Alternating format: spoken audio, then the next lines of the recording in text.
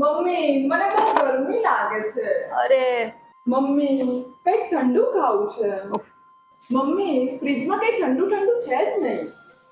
તમારા બાળકો પણ આવી જ જીદ કરે છે. ઠંડુ ખાવું છે, આઈસ્ક્રીમ ખાવો છે, ગોલો ખાવો છે. આજે એક નેચરલ ઇન્ગ્રેડિયન્ટથી ખૂબ જ સરસ એવો ગોલો બનાવીએ, એટલે કે સ્લશ બનાવીએ. क्या वो पेड़ है चादर ओढ़े या खड़ा कोई.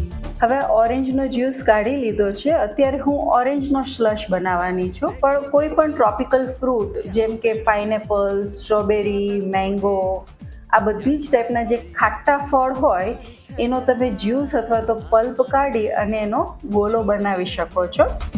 नल खुले कहीं हो हम जैसे देखे ये जहां है वैसा ही जैसी नजर अपनी खुल के सोचे.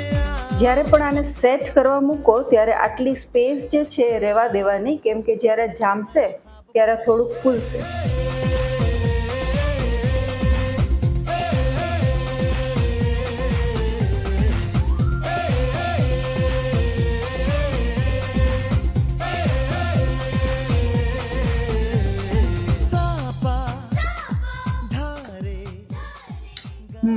કુલ, ટેંગી, ક્રીમી, વેરી નાઇસ.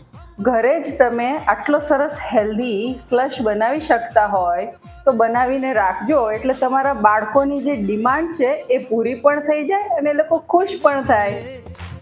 बम बम बोले मस्ती में तू डो